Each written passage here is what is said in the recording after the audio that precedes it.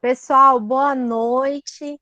Hoje está conosco, então, o doutor Guilherme. O Guilherme é doutor em educação pela Universidade Federal Fluminense e professor da Unipampa. Ele é professor de educação do campo na Unipampa e teve trabalhos e atividades junto ao MST. Então, acredito que o Guilherme tem uma grande contribuição para nos dar sobre desigualdade e populações do campo. Professor, seja super bem-vindo e estamos atentamente te escutando.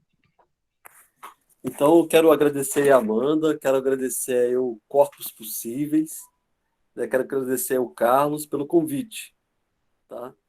E vamos fazer um diálogo. Eu estava pensando, assim, mais do que... Vou fazer, obviamente, uma exposição inicial, mas sempre que alguém quiser me interromper, fique à vontade, tá? Não vou, não vou, não vou ter condições de acompanhar o chat durante o tempo da minha fala, mas vocês abrem o microfone e me interrompam, né? Não verei isso como uma falta de educação nem como uma descortesia. Eu verei isso com muita satisfação como uma forma de querer dialogar. Então, eu vou ficar muito feliz se isso acontecer. Então, fique à vontade, tá? Para a gente poder transformar esse tempo que nós estaremos juntos aqui num momento que seja bastante agradável para todos nós, tá?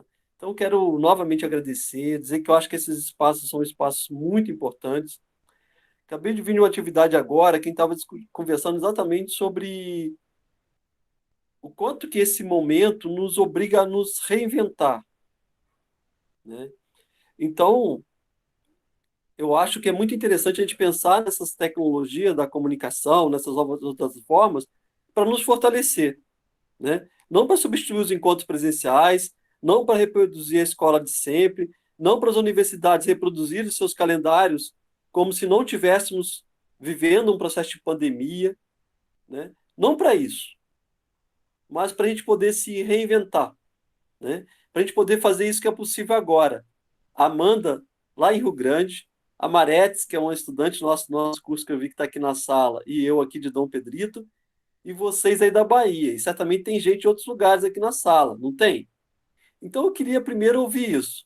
Eu queria, de forma bem breve, nós estamos com 15 pessoas na sala, então acho que vai ser possível.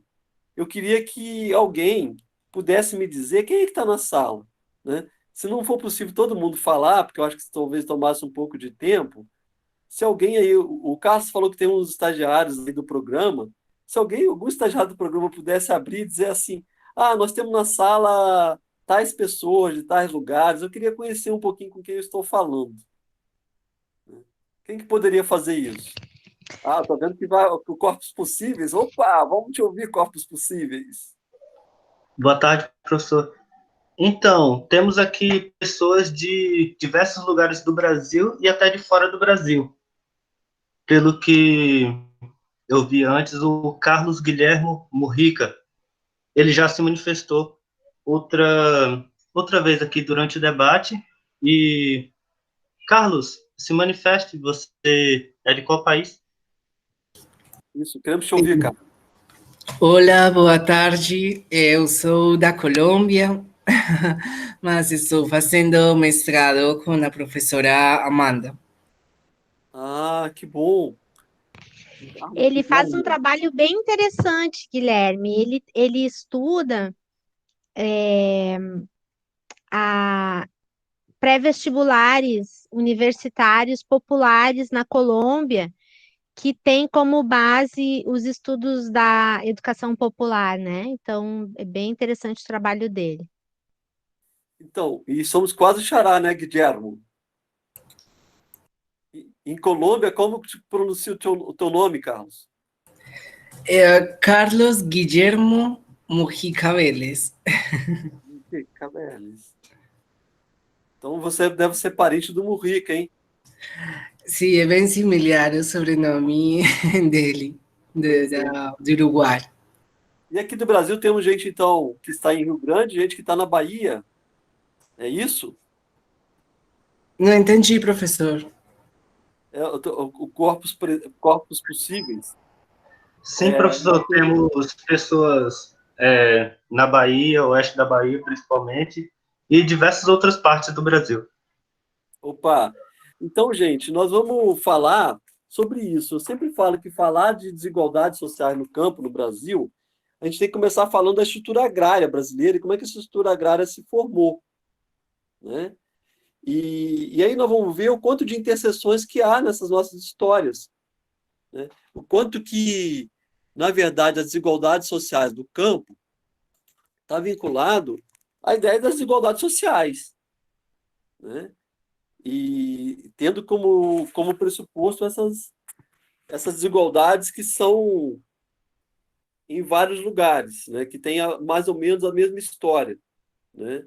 São lugares geográficos diferentes, mas com história em comum, né? Então, nós não conseguimos pensar desigualdades sociais no campo, né, sem voltarmos lá atrás, sem pensarmos no processo de colonização. Um tempo atrás tinha um livro, eu não sei a idade das pessoas que estão aqui na sala, mas provavelmente vocês são bem mais jovens do que eu. Na minha juventude tinha um livro que era um livro quase que obrigatório, né, para um determinado campo de conhecimentos, que se chamava As Veias Abertas da América Latina, né, de um autor uruguaio chamado Eduardo Galeano.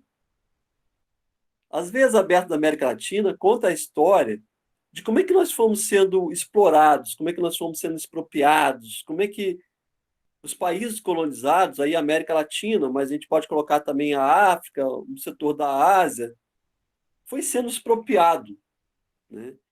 E a desigualdade social do campo tem a ver com essa expropriação da nossa história, das nossas riquezas, da nossa vida, e uma expropriação que é permanente.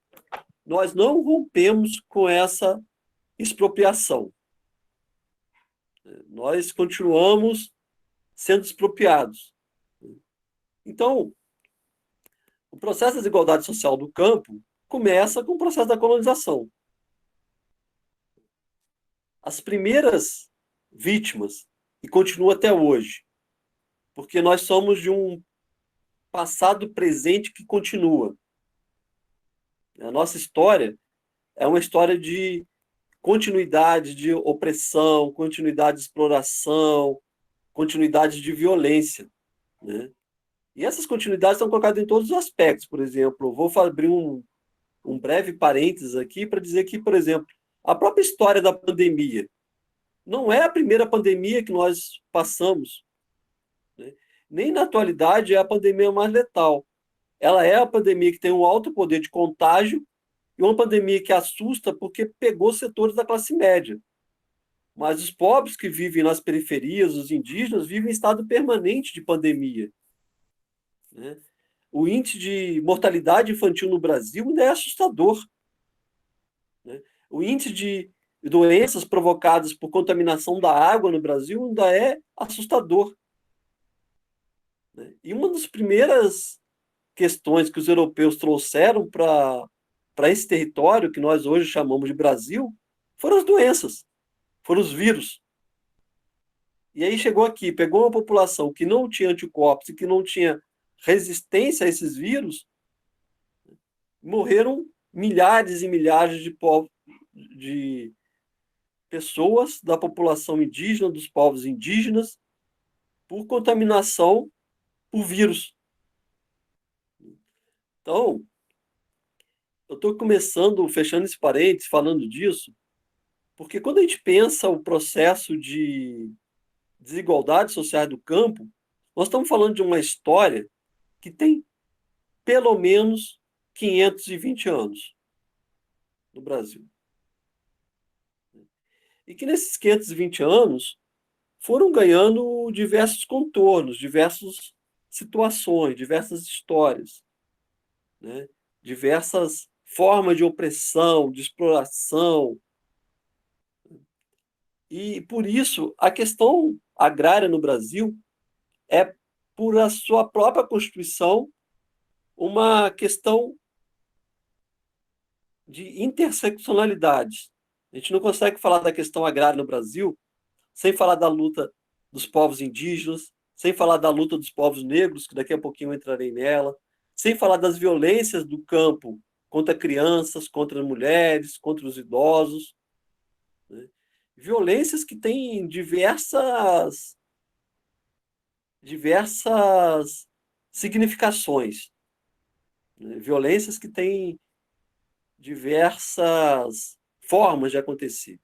Bom, então, fazendo essa breve introdução para nós falarmos das desigualdades, eu quero voltar aqui na historicização. Então, a história da desigualdade social no campo tem, para mim, uma marca fundamental: a expropriação da terra. Nós temos hoje 1% das propriedades rurais que tem em torno de 60% do território agricultável sob seu domínio.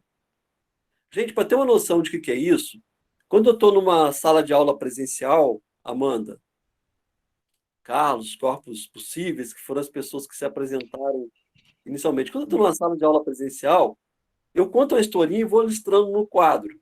Como aqui não vai ser possível isso, eu vou contar com a abstração de vocês. Mas eu vou contar essa história de uma forma que vocês vão entender o que significa 1% das pessoas terem controle de 60% do território agricultável. Seria o seguinte, Carlos, eu imagino que na Colômbia, você é colombiano, não é isso? É isso, Amanda? Sim, professor colombiano. Tá. De Medellín. Isso. Eu acredito que vocês lá em Medellín também comemorem aniversário, né? Fazem bolo, fazem festa. Imagina, Carlos, você lá no seu aniversário, lá, né, 10 anos, todo feliz, né? Tua família organizou lá um ambiente super legal para fazer uma festa para você, chamou os teus colegas, né? E aí, como a tua família lá, o teu grupo social lá que você participa é muito organizado, fez assim, convidou 100 pessoas e fez 100 pedaços de bolo, aquele pedaço de bolo aqueles bolos que já vem cortadinho. E pensou o seguinte, Amanda. Ou então, Amanda, eu estou contando essa história para o Carlos, mas pode ser para a Amanda, para o filho dela também. Aí fez 100 pedacinhos de bolo e convidou 100 amigos do teu filho, Amanda. Amigos, amigas do seu filho. Sim. E aí, você chegou lá e guardou 100 pedaços de bolo. E estava feliz, você é organizadinha do jeito que você é, está vendo que a sua estante atrás está bonitinha, organizada, etc. Fez 100 pedaços de bolo para 100 convidados. E você tranquilo, né? Chamou lá a pessoa que está organizando a festa, aí, tudo certo, tudo certo. Na hora de cantar o parabéns, tudo bem, tudo bem. E você contratou aquelas caixas que ficavam 100 pedaços dentro da caixa.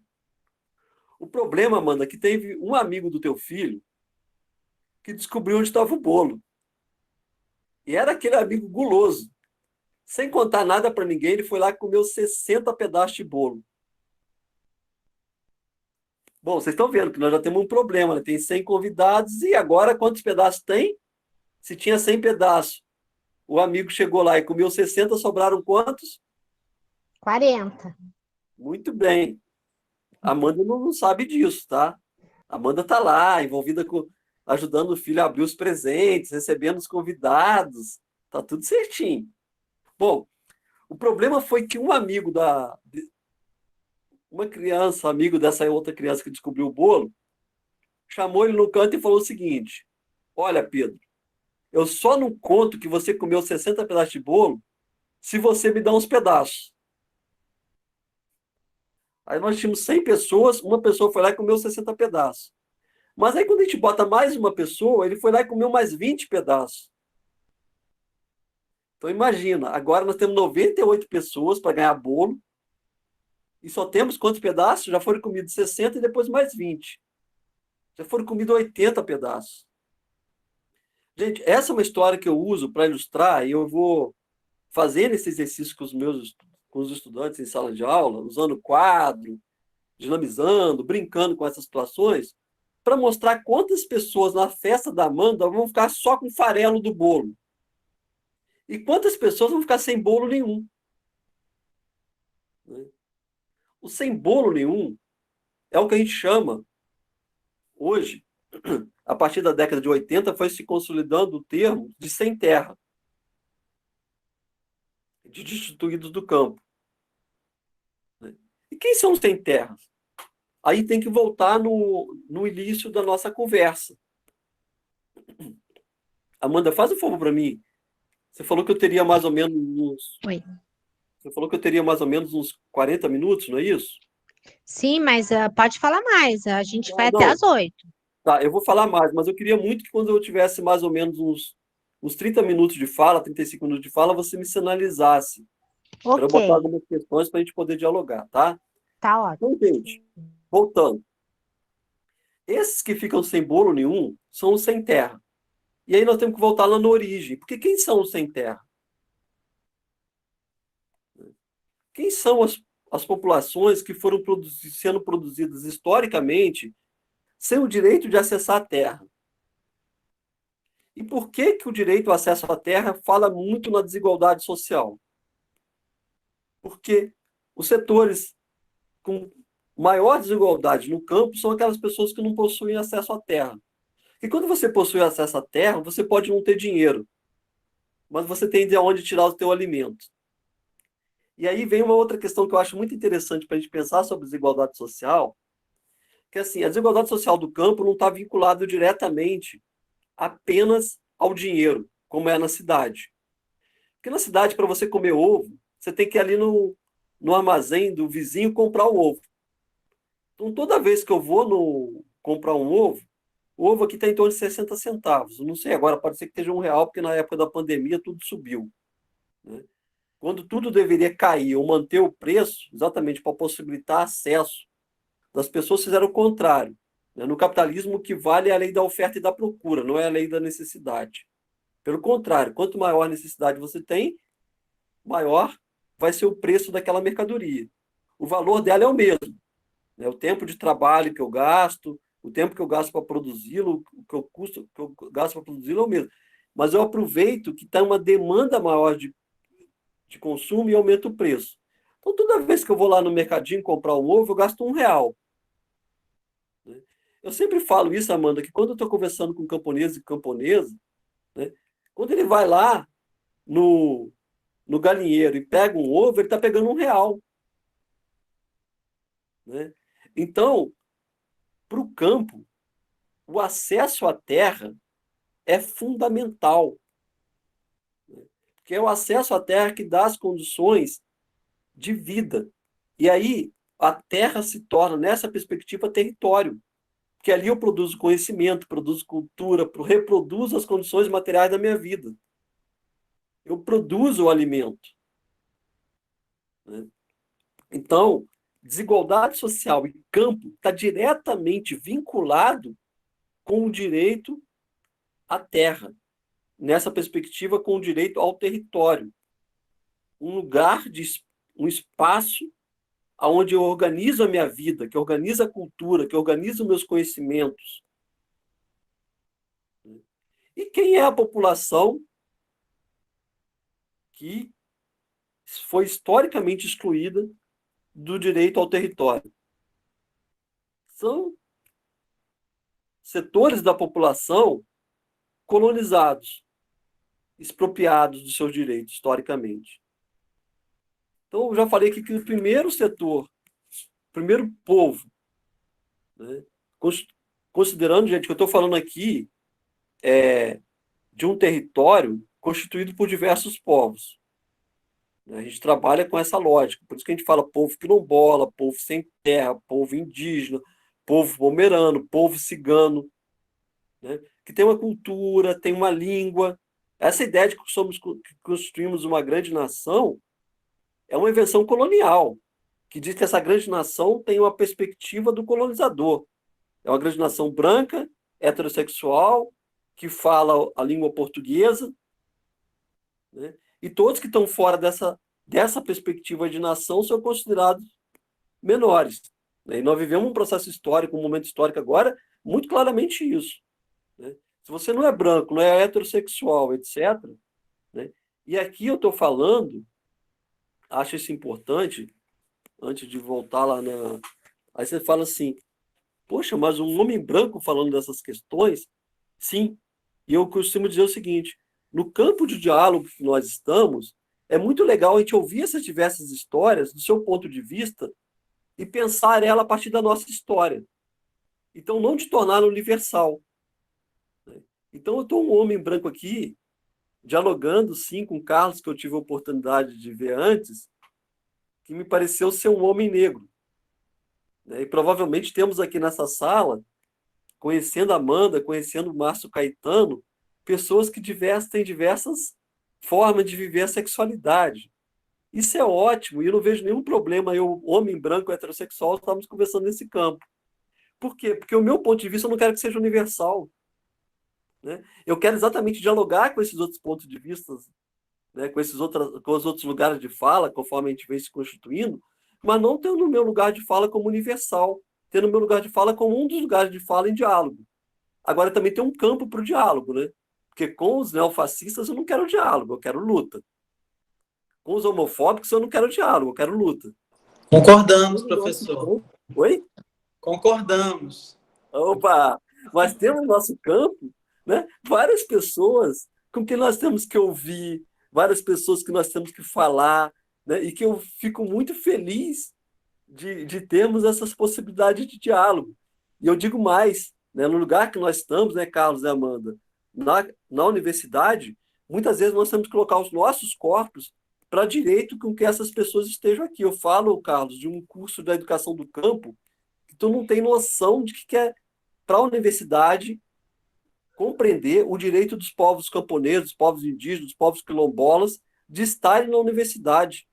Essa forma que nós temos na universidade, e que se torna uma forma, não cabe a esses povos. Esses povos estão ali porque nós insistimos, né?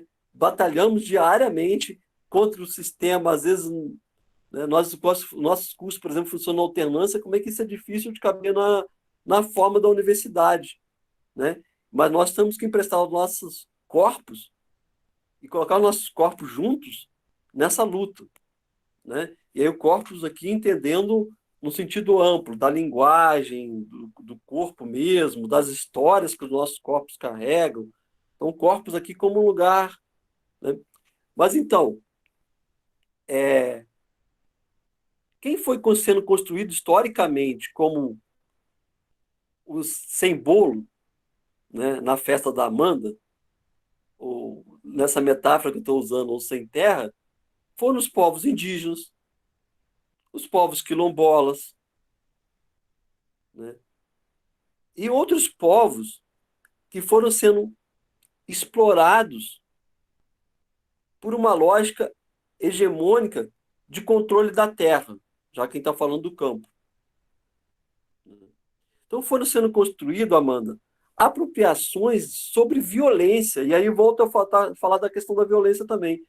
Aqui, uma violência radical, né? Uma violência que significava estupro das mulheres, né?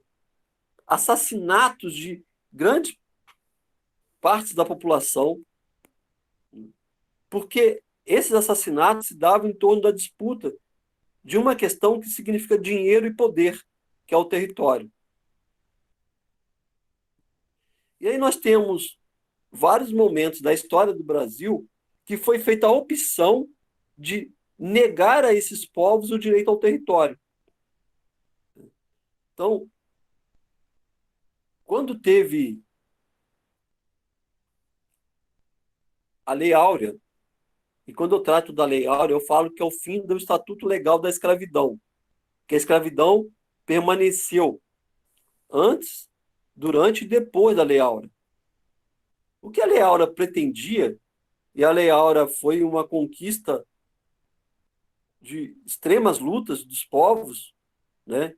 Temos aqui a representação dos quilombos, mas de várias revoltas de escravos que não aceitavam a condição desumana que eram colocados, né?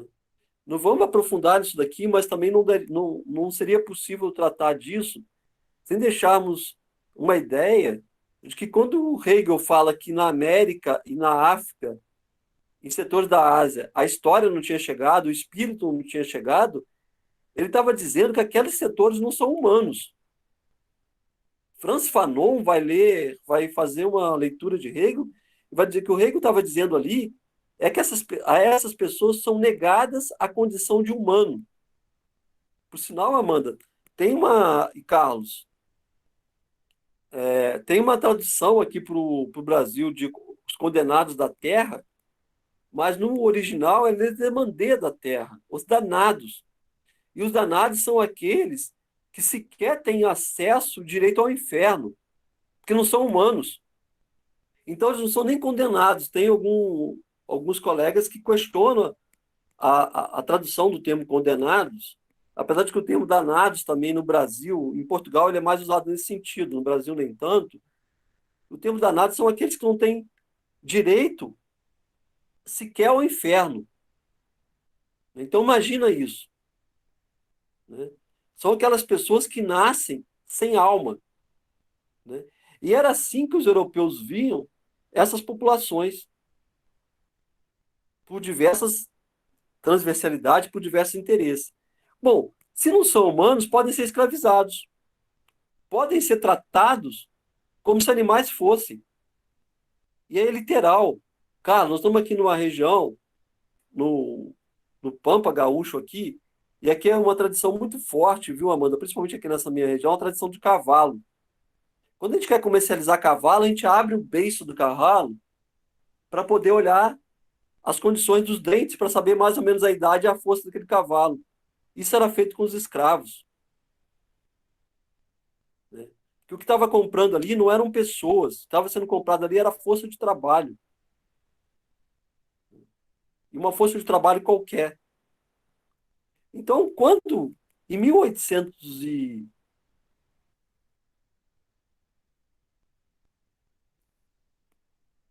pouco menos de 1888, né, eu não vou conseguir aqui precisar a data, mas teve um debate, teve uma campanha eleitoral e aonde um candidato a senador fez um discurso muito interessante. Depois eu passo para vocês a referência disso direitinho. Mas ele fez um discurso dizendo o seguinte: não se acaba com a escravidão se não se acabar com a obra da escravidão, se não se garantir o direito democrático à terra. Isso foi dito por um candidato a senador antes do processo de abolição. Olha que interessante isso, né? Não se acaba com a escravidão se não se democratizar o acesso à terra. Que esse candidato já estava colocando naquela época? Que era absolutamente necessário, se quiséssemos pensar de fato numa sociedade com igualdade de condições, né? Igualdade de condições, Amanda, tem uma diferença muito forte para a igualdade de oportunidade. Igualdade de condições significa eu reconhecer as diferentes condições que estão colocadas ali e oportunizarmos essas igualdades. Se quiséssemos, de fato, garantir uma sociedade com igualdade de condições e uma sociedade, de fato, democrática, junto com a abolição, deveria vir a reforma agrária. Deveria vir um acesso à terra. E aí, para as pessoas que estão presentes na sala conosco hoje, isso não foi feito. Teve-se o fim do Estatuto Legal da Escravidão, que não significou o fim da escravidão, né? Por quê? Porque o acesso à terra não foi garantido. Então, se os povos indígenas são, e aí já vamos falando aqui das interseccionalidades, se os povos indígenas são os primeiros povos a ter um processo de desigualdade social, econômica, cultural, linguística, etc., colocado, os povos escravizados, em sua maioria o povo negro, não exclusivamente, mas em sua imensa maioria o povo negro, foi a segunda parcela da população, o segundo povo, a ficar excluído da festa da Amanda. Esses setores sequer farelo do bolo comeram. Esses setores ficaram completamente excluídos, sem resistência. Então, nós temos várias formas de resistência, né, que foram sendo construídas pelo povo brasileiro. Nesse sentido, é interessante, como sugestão para vocês, um documentário que estava disponível no Netflix, não sei se continua disponível no Netflix, que chama Brasil.doc. Né? Brasil.doc. Esses documentários são 5 episódios que vai falando as histórias de luta e de resistência do povo brasileiro, que começa lá com o povo indígena e termina com um documentário futurista falando sobre a questão da água, da luta pelo controle da água. Mas essa expropriação do território, nesse momento, nós estamos falando de um território que era utilizado basicamente para agricultura. Mas essa exploração continuou. Então, estamos falando aqui já, voltando um pouquinho, do povo indígena, do povo negro, e vários setores dessa mixigenação, os setores brancos e empobrecidos, foram sendo excluídos. Né? Então, tem aqueles poucos que comeram lá os 80 pedaços de bolo da Amanda. Essa é a elite. Uma elite nacional que controla o território, que polui o território, que envenena o território, que envenena nossas comidas, que gera uma série de doenças, e que vai fazendo uso do território, Amanda, que é o seguinte: eu acabo com essa terra aqui, o dia que essa terra aqui não for agricultável, eu compro terra lá em Goiás. O dia que a terra da Goiás não for agricultável, eu compro terra na Amazônia. E o dia que a Amazônia não for agricultável, já recuperou aqui. Esse é um problema sério que tem dos assentamentos, que o pessoal fala assim: os assentamentos sem terra pegam os assentamentos e não produzem nada. Primeiro, isso é uma baita de uma mentira. Prove com facilidade que isso é mentira. Mas, geralmente, as terras que vão parar em terras de assentamento são terras degradadas mesmo. E que tem que ser duramente recuperado o solo daqueles territórios pelos camponeses e pelas camponesas. E quando esse solo é recuperado, entra uma nova fase de acumulação de terra pelo capital, e o capital vai lá e começa a tensionar as terras dos assentamentos.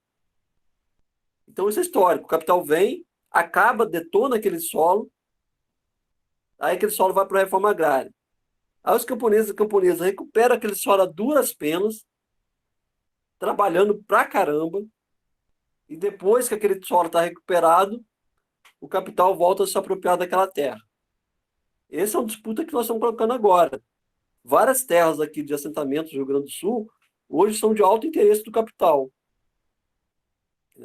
Mas então esses povos foram sendo excluídos historicamente da festa. Podíamos lembrar aqui do Cazuza, né?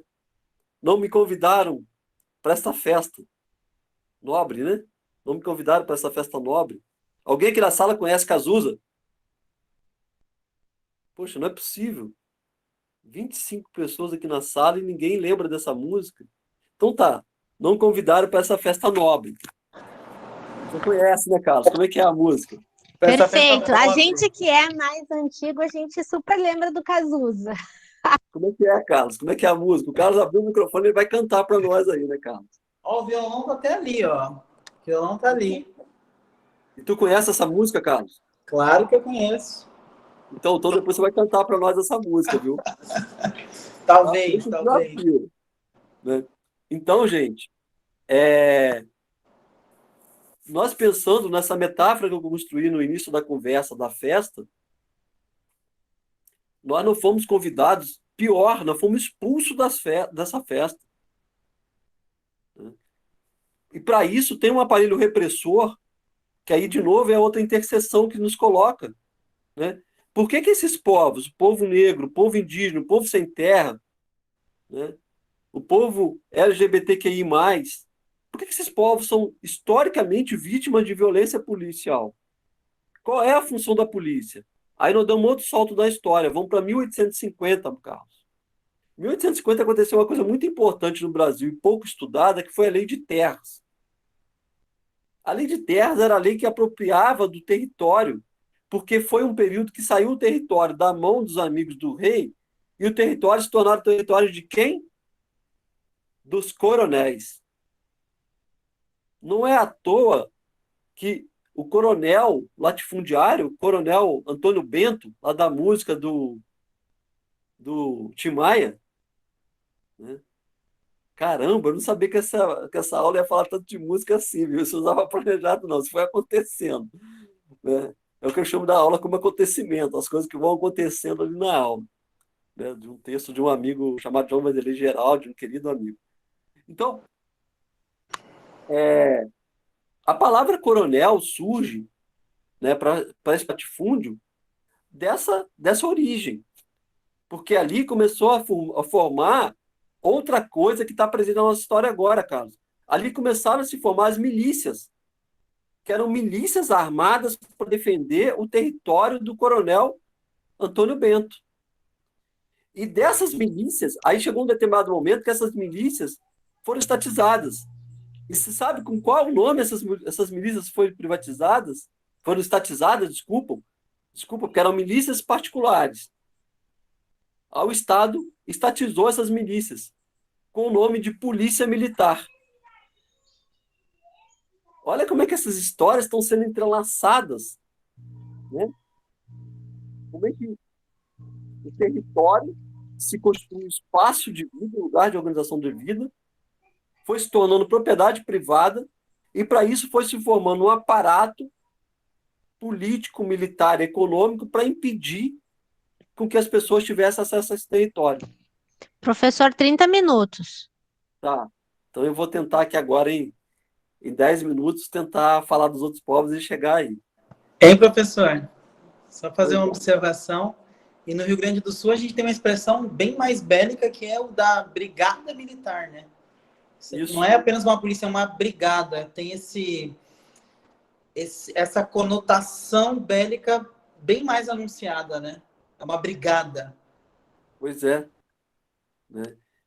E como é que essas histórias vão se entrelaçando para poder utilizar desse aparato bélico, militar, legislativo, institucional, etc., para negar uma condição fundamental, Carlos, que é negar a condição do direito.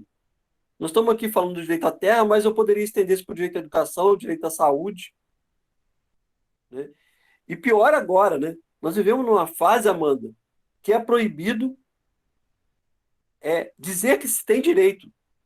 Lutar por direitos, a luta pelo direito a ter direito é uma luta cada vez mais criminalizada. A Amanda teve no México, tem uma autora mexicana chamada Ana Esther Cesanha, que fala bastante disso. Como é que a luta por direito a ter direitos passou a ser criminalizado. Então, hoje, sequer o direito é reconhecido. Né? E aí, Amanda, junto com os povos indígenas, com os povos negros, começou a acontecer também a chegada no Brasil de vários povos, né, que eram povos já subalternizados no próprio continente europeu. Como, por exemplo, os povos ciganos, como, por exemplo, os povos pomeranos, né? E outros povos, né? Poderíamos dizer, por exemplo, quem veio para cá para poder se tornar colonos aqui, e claro, isso trouxe uma série de disputas. Você pega a região hoje de algumas regiões do norte aqui do Rio Grande do Sul, você tem disputas pesadas, tiveram disputas pesadas, e agora está tentando reconstruir esse campo social e mostrar que estamos no mesmo campo, mas entre colonos italianos e indígenas, porque os colonos italianos vieram para cá e foram assentados pelo governo Leonel Brizola, diga-se de passagem, em territórios que eram territórios indígenas. Isso gerou conflito. Né? Mas esses italianos que foram assentados lá eram também vítimas da exploração e da expropriação do capital na própria Itália. E esses italianos, Amanda, eles tinham uma capacidade muito grande de se tornar mais, né? Era um homem e uma mulher, e daí a pouco era um homem, uma mulher e 7 filhos, né? Eles tinham uma capacidade muito grande de se tornar mais, né? E esse tornar mais aí, né? Sempre mais, foi levando a um problema que é o seguinte: o território que muitas vezes constituía a possibilidade de uma família se reproduzir já não era mais suficiente. E aí eles foram percebendo que a mesma violência que, de alguma forma, eles foram usados para ser praticado com os indígenas, eles também, nesse momento, eram resultado dessa violência. Mas aí entrou outras questões, Amanda e Carlos, que vai produzindo essa história de desigualdade social no campo, que é os megas projetos do capital no campo. Entrou, por exemplo, as grandes hidrelétricas e a disputa do território do campo para a produção de energia. E aí eram grandes lagos. Amanda, estima-se que em torno que mais de 20 mil famílias foram retiradas do seu território para construir Itaipu. Né? Então, esse povo que estava participando de alguma coisa, que conseguia comer um pedacinho do bolo ali, e conseguia pegar pelo menos aquele grãozinho ali do brigadeiro de... Tô falando nem um brigadeiro não, viu, gente? Não se animem, não. Vocês não têm direito a brigadeiro, não. O pessoal aqui da sala tá achando que vai ganhar brigadeiro, mano. Mano, estão enganados. Sabe aquele pedacinho, Amanda, que fica ali em cima de chocolate do brigadeiro? Mas também, Amanda, não fica animada, não, porque você não ficou com o inteiro, não. Você ficou com um pedacinho daquele, viu? Aquele pedacinho que quebra ali, você ficou com um pedacinho daquele. Era o que essas famílias que foram atingidas pela barragem no norte do estado do Rio Grande do Sul, mas em vários outros lugares, aconteceu. Isso acontece agora recentemente com Belo Monte, né, em outro lugar. E foi acontecendo com vários projetos. Eu falei aqui do projeto das hidrelétricas, mas aconteceu com o projeto de mineração, como, por exemplo, Carajás, e agora afetando aqui os nossos territórios também. Né? E esses megaprojetos, eles vão produzindo uma capacidade absurda de acumulação. Então, quem ganha com o setor energético brasileiro? Quem ganha com a mineração? Quem ganha com o latifúndio? Quando a gente exporta soja, o Brasil se gaba de exportar soja. Quando a gente exporta soja, nós estamos exportando território, estamos exportando trabalho em condição degradante, escravocrata, porque eu falei aqui que acabou o Estatuto Legal da Escravidão, mas a escravidão não acabou, ela permanece, e permanece de forma especial no campo e nas periferias das cidades. Estamos exportando território, estamos exportando trabalho degradante e estamos exportando água. E aí a gente fica feliz, porque estamos exportando essas coisas. E para produzir essas coisas, nós importamos e espalhamos pelos nossos territórios máquinas compactadoras que destroem o solo e veneno. Veneno que mata vidas. E o veneno é hoje um pressuposto do agrohidronegócio, do agrohidromineração negócio. Para vocês terem uma ideia, existe uma possibilidade de uma nuvem com centenas de milhões de gafanhotos migrar dos territórios Paraguai e Argentina para o Brasil. E é uma quantidade assustadoramente grande. Bom, sabe o que foi feito e pensado para se proteger do gafanhoto? Liberou-se, sem prévias consultas ambientais, o uso de veneno, Amanda. Então, para matar os gafanhotos, não vamos. Então, o gafanhoto, que já foi produção de um desequilíbrio ecológico provocado pelo agronegócio, Agora o agronegócio, para se defender do gafanhoto, se junta com a indústria farmacêutica para botar veneno para envenenar os gafanhotos. Só que junto com os gafanhotos, quem serão envenenados? Nós.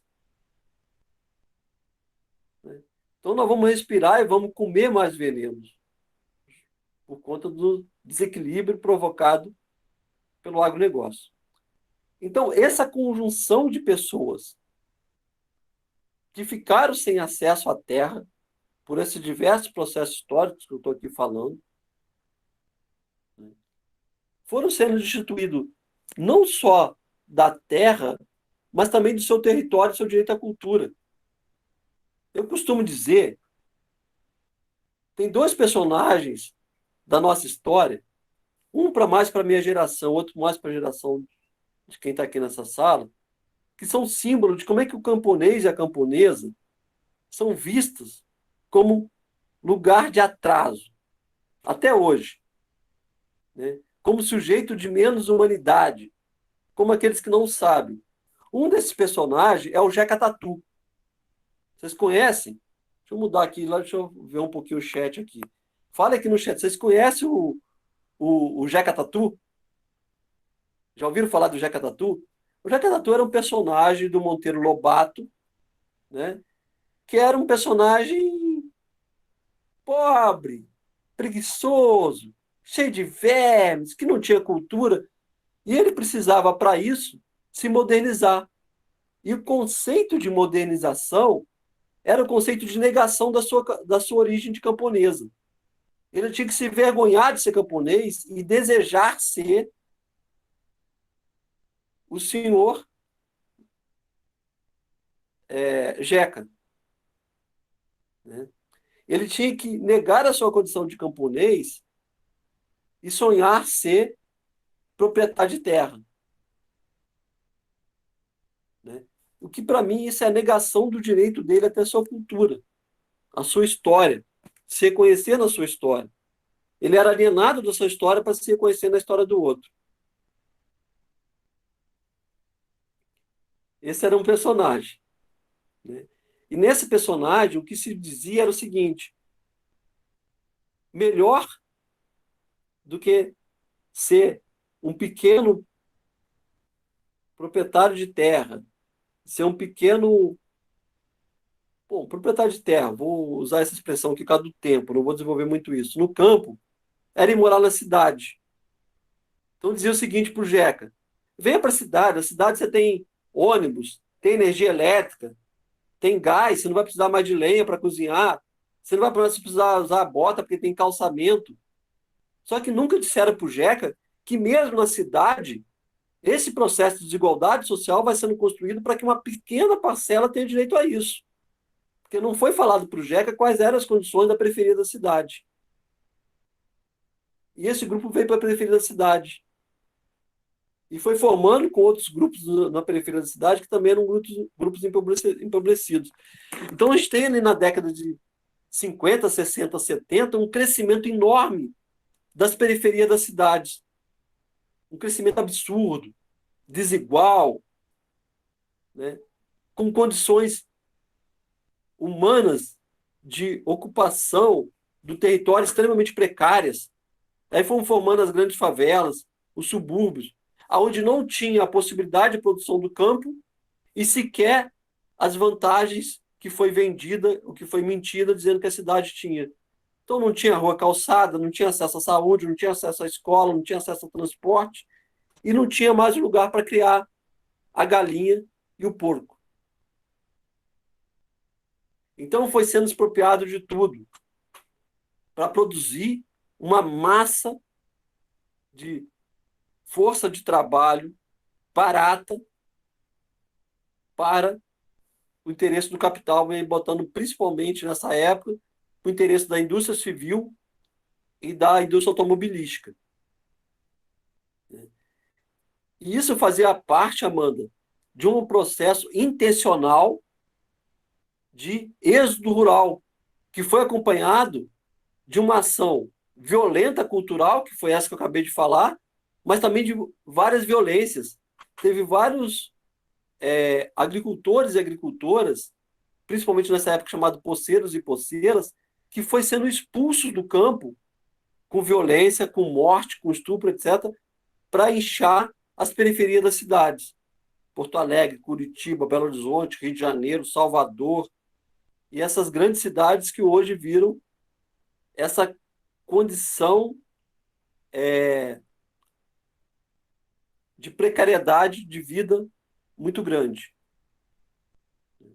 Bom, mas eu falei de dois personagens. Esse segundo personagem, vai mais gente dizer que conhece lá no chat, tenho certeza. É o Shurek. O Shurek vocês conhecem, né? Quero ver lá no chat as pessoas respondendo. Ninguém falou até agora que conhece o Shurek lá no chat.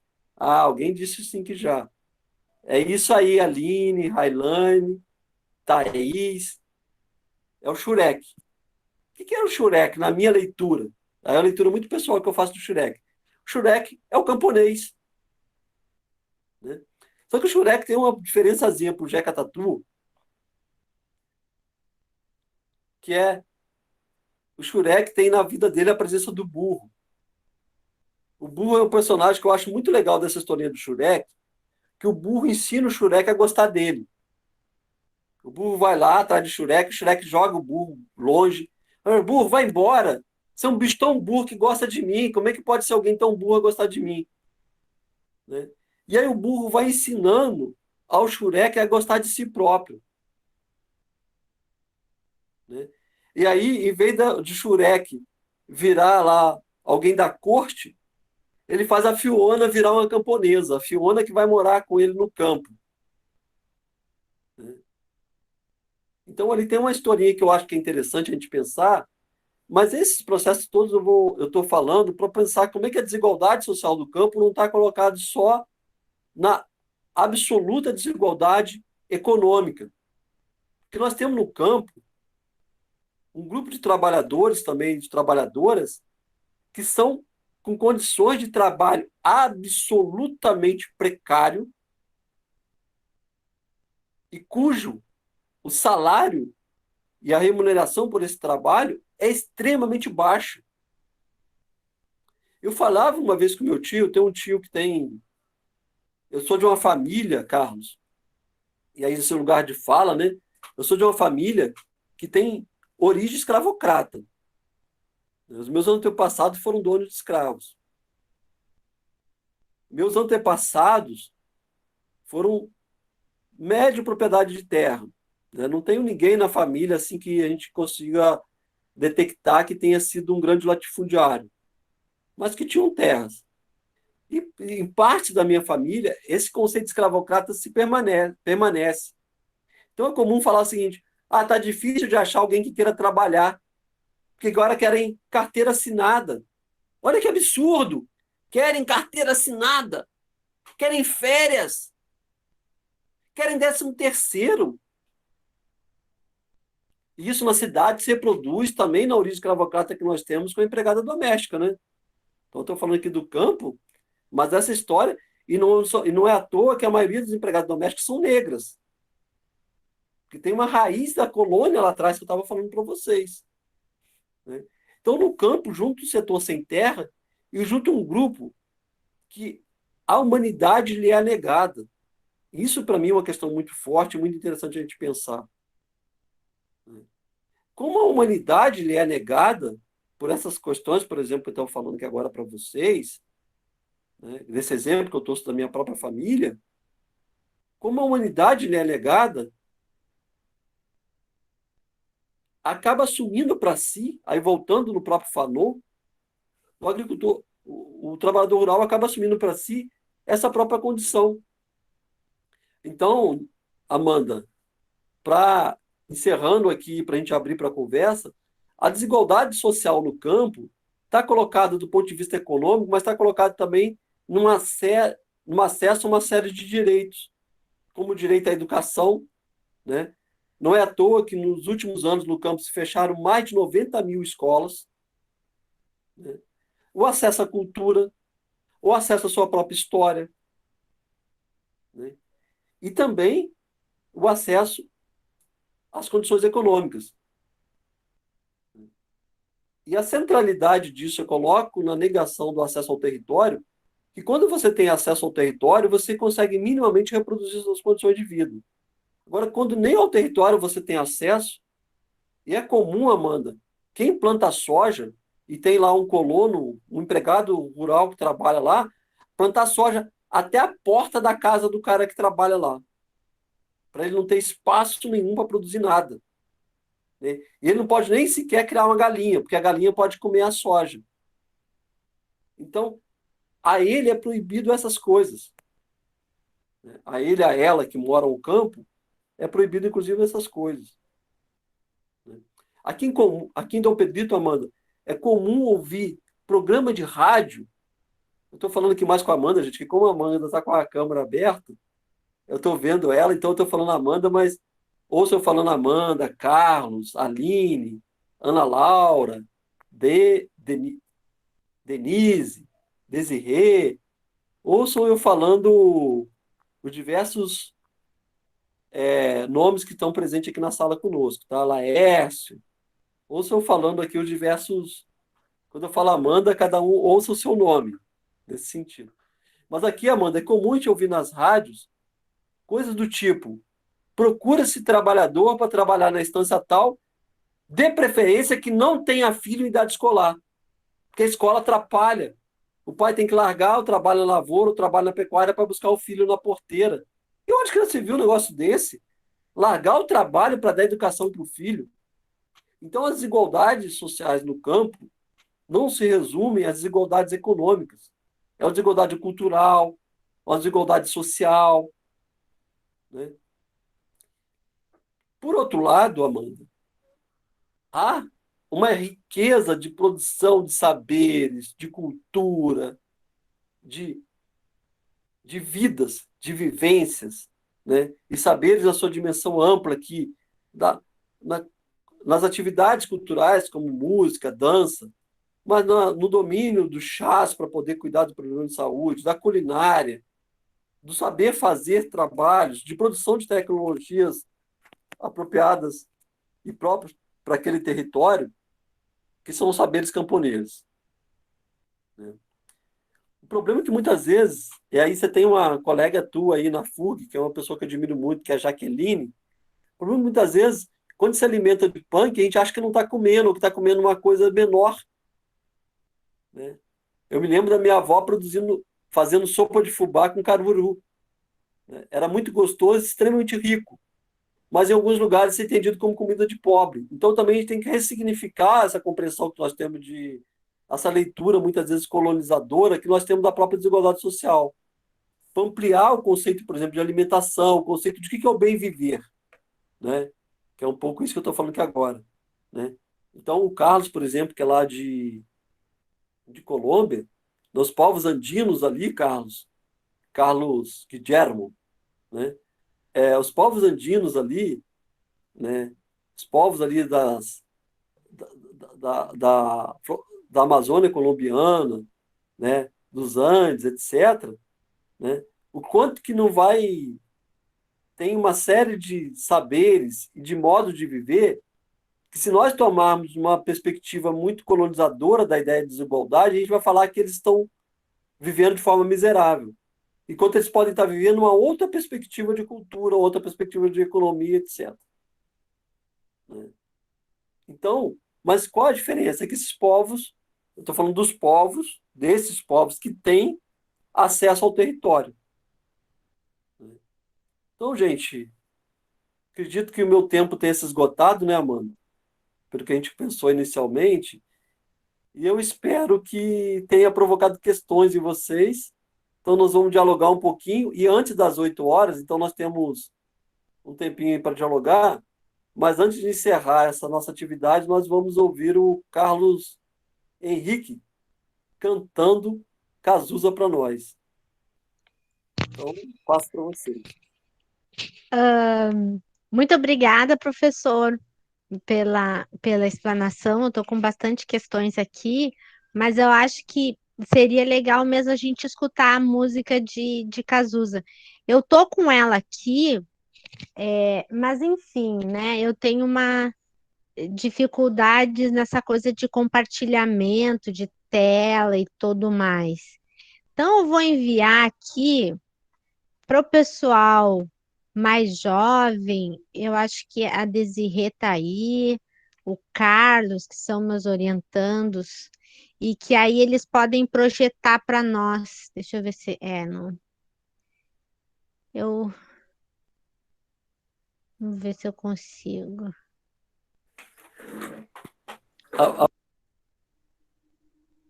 Enquanto isso, eu vou fazer o seguinte: eu vou transitar aqui do celular para o computador, porque o celular está acabando a bateria. Tá bom. Tá, se vocês quiserem, posso compartilhar a tela. Ótimo. Tá bom, então, já vou.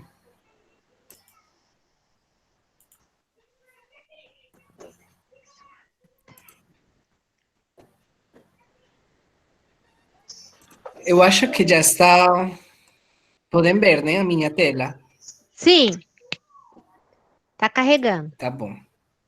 Aí, Cazuza, então, para vocês, uma gravação de 87, pouquinho Tá. antes da morte dele.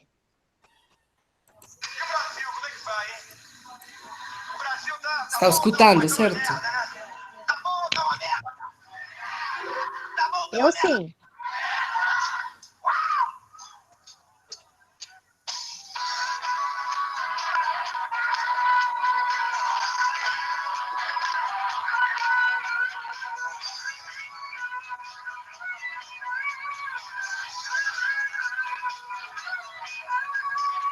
Não me convidaram para esta festa pobre que os homens armaram para me convencer a pagar sem ver toda essa droga que já vem malhada antes de eu nascer.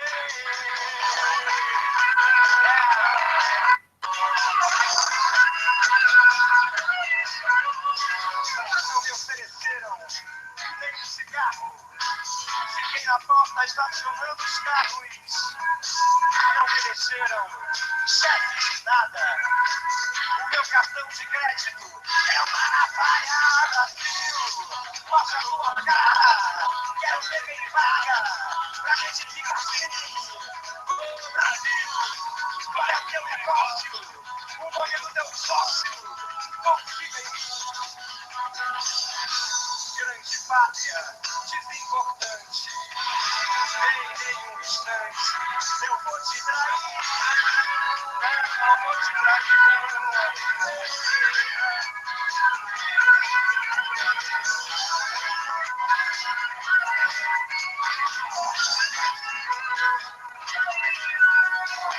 Não me convidaram nesta festa pobre. Os homens armaram pra me convencer. Baby, apagar sem ver toda essa droga que já vem malhada antes de eu nascer.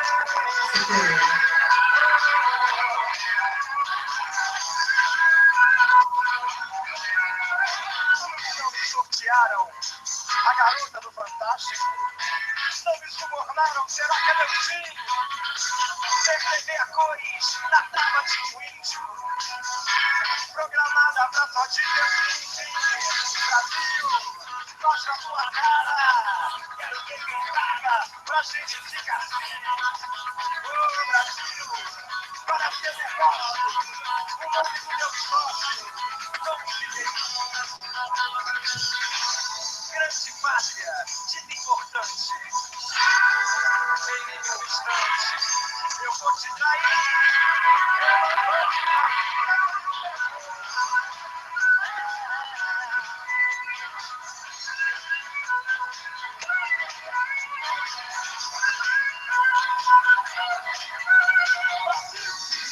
Mostra a tua cara. Quero ver quem paga pra gente ficar assim nesta merda. Brasil, qual é o teu negócio? O nome do teu sócio. Confia em mim. Ô Brasil, mostra a tua cara. Quero ver quem paga pra gente ficar assim. Ô Brasil, qual é o teu negócio? O nome do teu sócio. Confia em mim. Confia em mim. Brasil.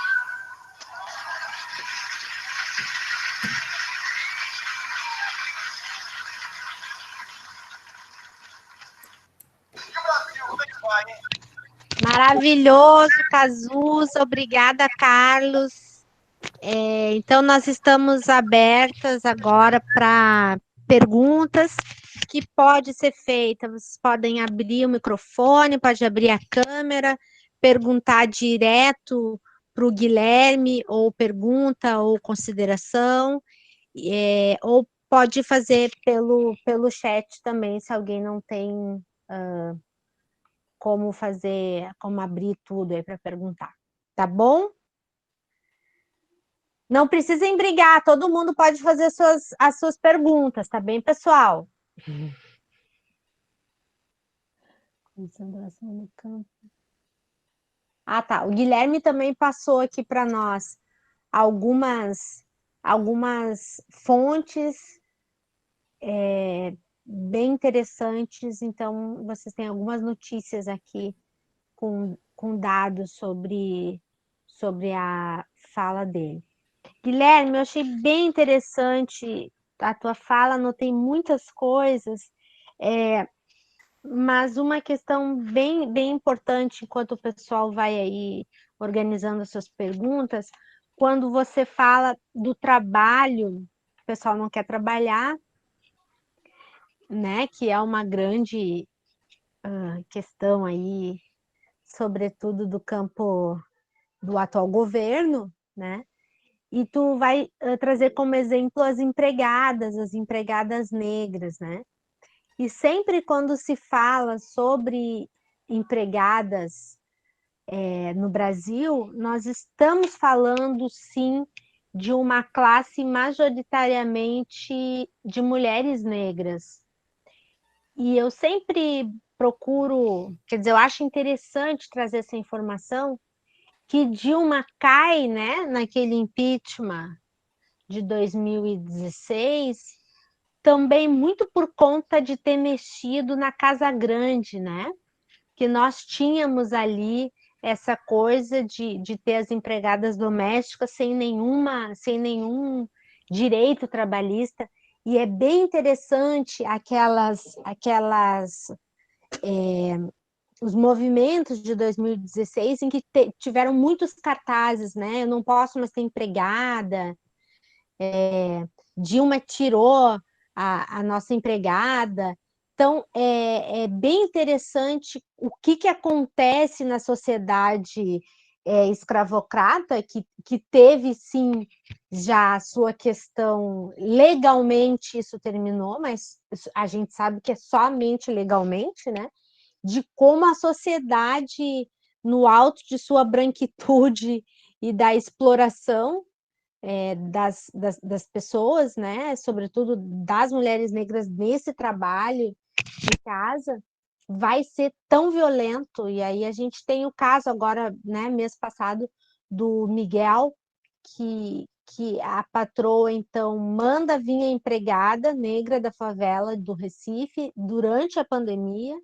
Essa mulher negra não tinha com quem deixar o filho, porque a escola estava fechada, e aí os desdobramentos, a gente viu aquela tragédia, né, que é a morte de uma criança de 5 anos.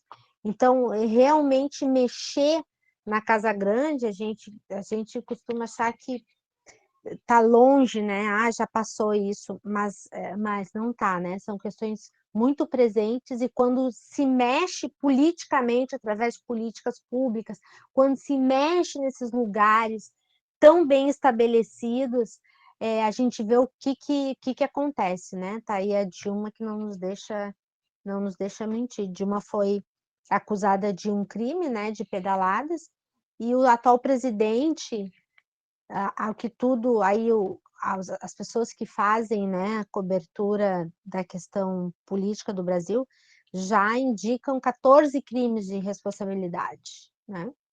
Então, realmente é um custo para a gente que está nesse lugar de luta, como o Guilherme falou, a gente sempre paga um preço, né, Guilherme? Por estar nesse lugar. Então, só essa consideração.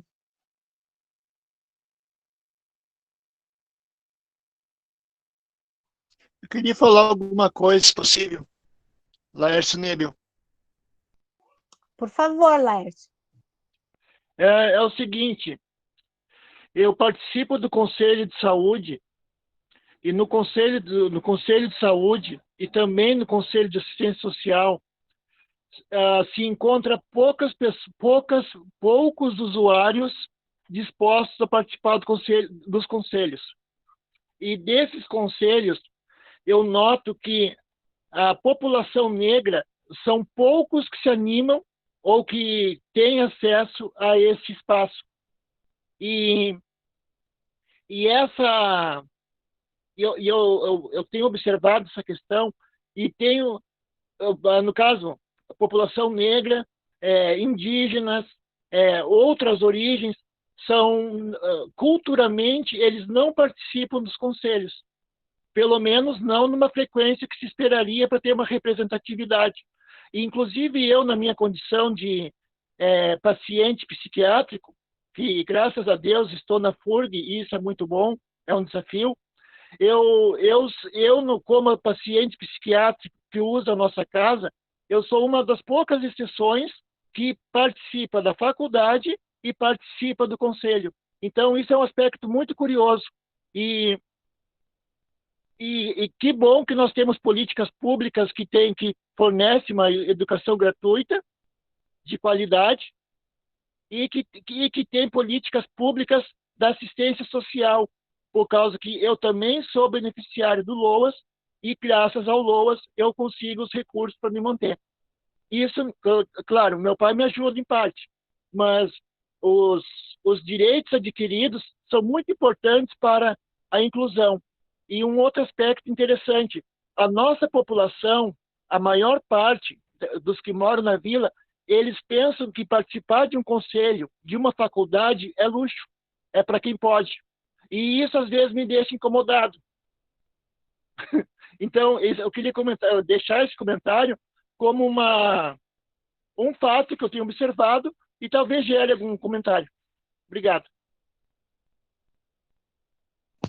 Obrigada, Laércio. Bom te ouvir, bom ouvir tua voz, bom ter você aqui com a gente nessa discussão. Posso fazer um comentário?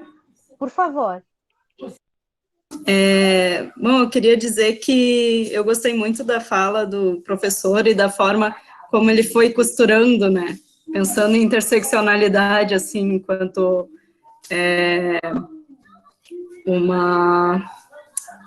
Desculpem, perdi a palavra. Mas enquanto uma metodologia de análise, né? Que, por vezes, está se perdendo numa perspectiva de pensar uma categoria apenas, né, essencializar, e não justamente fazer essa costura, assim, como o professor fez. E também de como ele foi analisando, assim, pensando na nossa história, só um pouquinho que eu estou com a minha filha aqui, só um pouquinho, filha. A nossa história, e eu fiquei pensando no nosso projeto, né, de nação, porque à medida que as colônias foram adquirindo, né, independência, as metrópoles fundaram as repúblicas, e pensando na América Latina como um todo, o branqueamento, ele se constituiu como um projeto de identidade, né, e por meio do qual as elites brancas e branco-mestiças também, só um pouquinho, filha, aspiravam a ideais modernos, europeus, e eu fico pensando enquanto o próprio governo Bolsonaro, só um momento, filha, está reivindicando esse projeto, né? Porque eu me pergunto o quanto ele também não é um projeto de governo identitário, né? De homens brancos de elite, latifundiários, empresários, né?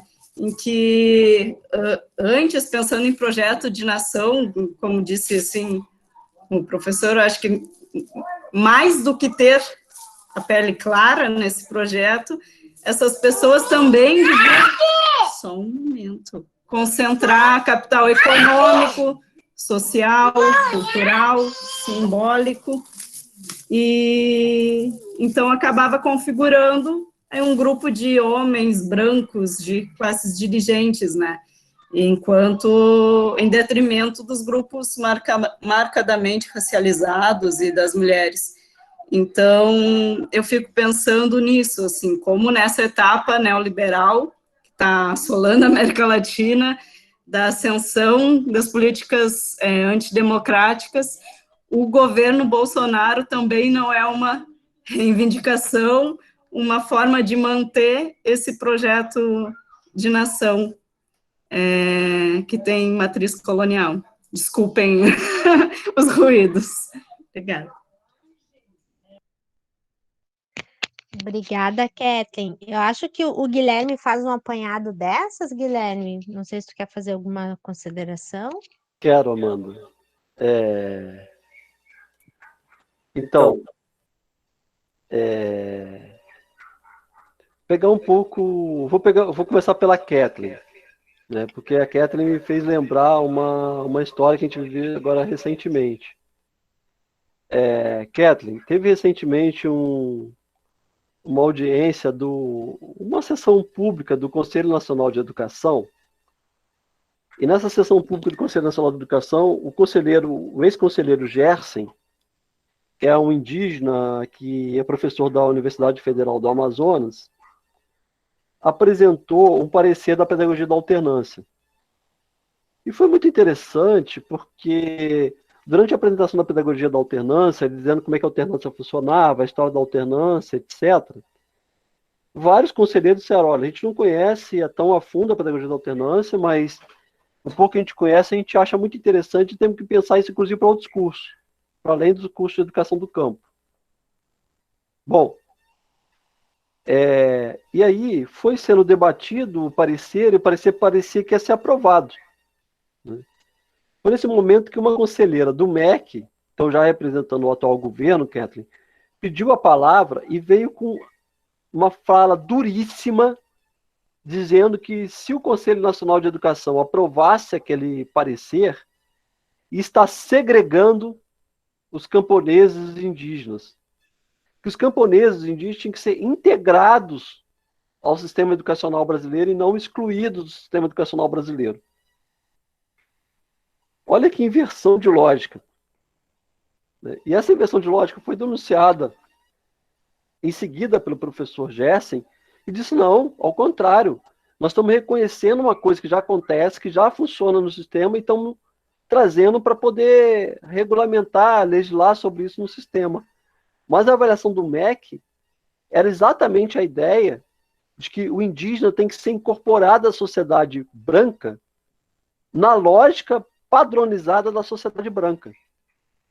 Isso me lembra uma história que um amigo, que também foi orientando de Regina, o Cláudio, o professor Cláudio Barria, ele contava uma história que ele dando aula e denunciando o racismo na sociedade brasileira, e uma estudante dele, que é a professora, pegava e falava assim, não, professor, eu não sou racista. Tanto assim que na minha prática educativa eu trato negros como se brancos fossem. Né? Olha a força disso, né? A força dessas duas falas. Dessa estudante, lá do Cláudio, que eu estou trazendo aqui como exemplo, e ao mesmo tempo da fala dessa representante do MEC, que vai dizer que o sistema tem que ser único e igual para todos, né? Mas único e igual na lógica branca. Né? Então, Kathleen, de fato, esse projeto é um projeto que continua. E falar em projeto que continua, aí eu acho que já dá para dialogar um pouquinho com a questão que a Amanda trouxe, e eu deixo a questão do Laércio para tratar depois, tá? Até pela força que tem a questão do Laércio. Então, Amanda, eu acho que é o seguinte, nós não fizemos um processo de ruptura com a nossa história. Né? Aí tem vários autores que ajudam a pensar isso, né? Essa questão específica que eu estou falando agora com a não ruptura da história. A gente tem ali Florestan Fernandes, Caio Prado Júnior, Darcy Ribeiro, o próprio Celso Furtado, etc., que vai mostrando que nunca aconteceu na nossa história um processo de ruptura, né? O Florestan Fernandes vai dizer isso, ele vai dizer o seguinte: é a mudança para continuar o mesmo de sempre, né? Então ele vai mostrando como é que a elite brasileira, toda vez que se sente ameaçada, fecha a mão com um golpe. E ele vai mostrando como é que isso aconteceu em vários momentos da história. O professor Fernando usa um termo, né? Ele é funcionalista, né? Tem uma forte influência ali do método sociológico do Durkheim, né? E ele vai trabalhar com o tempo padrão. Então, tem uma certa discordância epistemológica disso, mas é muito interessante pensar como é que ele vai mostrando como é que existe um padrão na sociedade brasileira, e esse padrão é determinado por uma lógica que é a lógica do que o Florestan chamaria de períodos de ascensão de direito para os de baixo, e quando esses direitos começam a interferir no padrão de vida dos de cima, os de cima fecham a mão, e aí o de baixo e de cima são conceitos do Florestan Fernandes, fecha a mão para retomar o controle do Estado. Né? E aí o Florestan vai mostrar isso. Né? Em 1920, golpe, em 1960, golpe, e por aí afora. Ele vai fazendo isso antes, né? E agora ele está vendo de novo. Né? Um período curto de ascensão de direitos, e aí um recrudescimento do Estado para negação dos direitos. Né? E a nossa história, Amanda, continua sendo escrita de forma escravocrata. Né? O número de assassinatos de jovens negros na periferia das cidades pelo Estado brasileiro é um absurdo. Né? É um verdadeiro genocídio da população negra, da população LGBT. Né? E é impressionante como é que a própria sociedade, de alguma forma, permite a indignação causada pela morte do Miguel foi muito menor que o contrário. Imagina se fosse o filho da patroa que tivesse sido jogado num elevador pela empregada. A empregada estaria presa até agora. Ela já teria sido condenada. Ela não teria um lugar de fala no Fantástico para se defender ou para explicar a versão dela. Né? E aí, Catherine, sim, são questões que se interseccionam. Né? Eu tenho uma amiga que era da... Eu tenho uma amiga que participou durante muito tempo da pastoral carcerária. E ela dizia que quando o marido era preso, a esposa ia lá, visitava, procurava estar do lado, acompanhando, etc. A esposa e os filhos. Quando a esposa que é presa, né, não está ninguém nem aí, elas sequer são visitadas. Então são processos de exploração, de opressão que vão se articulando e que vão se acumulando. Né?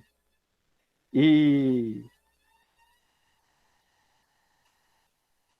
Laércio, a questão que tu traz, Laércio, eu acho que é muito interessante, porque assim, a rejeição de participação dos conselhos teve, eu acho, Laércio, tem vários motivos. Né? Um dos motivos, Laércio, é porque os conselhos foi perdendo a dimensão e a importância que ele deveria ter. Os conselhos, quando foi pensado, os conselhos comunitários, os conselhos de participação da cidadania, eram para ser espaços deliberativos. Era para ser espaços deliberativos. Era para ser espaços que dessem norte para a ação do Estado. Era a ideia do Estado ampliado, de um autor chamado Gramsci. Né? O que foi acontecendo é que muitas vezes os conselhos é para legitimar a ação do governo. Né? E aí as pessoas foram se desencantando. Essa é uma questão, Laércio. A segunda questão, que eu acho que é a partir da questão que você traz, é da própria negação de direito, né? E essa negação de direito tem várias formas. Uma delas é dizer o seguinte: olha, enquanto está acontecendo a reunião do conselho, eu estou trabalhando, né? Eu garanto mais o meu direito trabalhando em condições precárias, tendo salários baixos, etc., que participando daquela reunião que não vai levar a nada.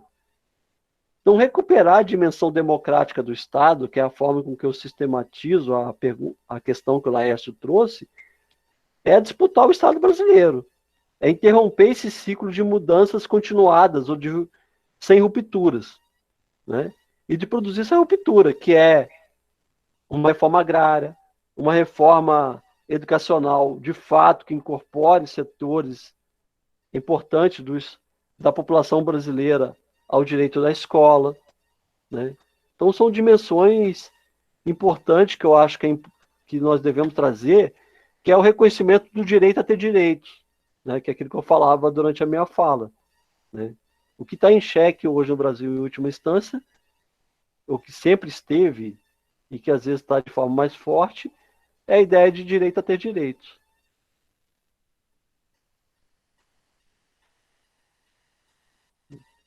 Então, acho que a gente podia continuar dialogando.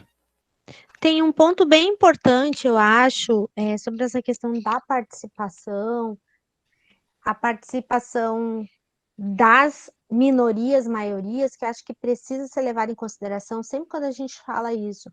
Ah, as mulheres não participam. Ah, as populações negras não participam, os indígenas não participam, não sei mais quem não participa.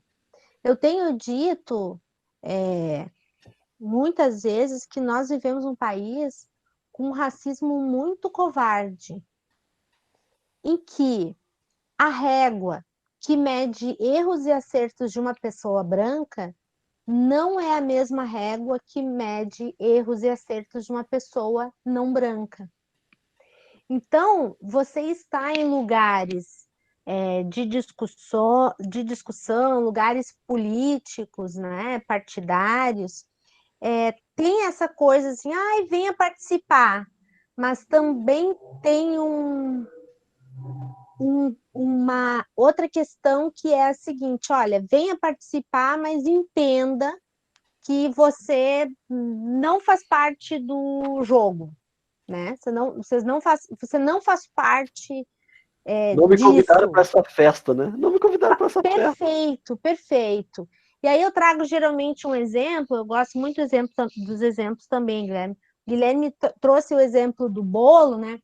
E eu trago o exemplo que quando eu era pequena tinha as paquitas, né? Eu sou dessa geração. E aí eu estava na escola e eu queria brincar, né, gente? Criança quer sempre brincar, quer sempre fazer parte da turma. E eu lembro que as minhas amigas falaram, minhas colegas, né? Olha, Amanda, tu não pode participar porque não tem paquita da tua cor, Amanda. As paquitas são todas loiras, não falavam brancas, todas loiras, né? E aí eu contra-argumentava, falando, olha, mas vocês também têm cabelo preto, né? Por exemplo, as paquitas todas têm cabelo loiro. Ah, não, mas igual tu não pode participar, tu não pode brincar, né? E a gente sempre quer brincar, né? A gente sempre quer fazer parte da turma. Então, a sociedade é isso, né? A gente quer fazer, mas também a gente sabe que o seguinte, ó, tu não tem cabelo loiro, entendeu? Quer dizer, tu é bem-vinda, mas não tão bem-vinda. E isso é uma questão muito forte. E eu digo sempre, né, que o racismo brasileiro, ele quanto mais preta a pessoa, quanto mais retinta a pele da pessoa, mais tem racismo para a pessoa, né? Então, essas nuances aí do nosso racismo covarde à la brasileira, a gente tem que sempre levar em consideração esses espaços de poder e a suposta ausência dessa participação, né? Efetivamente estão nos convidando para participar? Ou efetivamente nos convidam, mas tu vai ficar sem o bolo?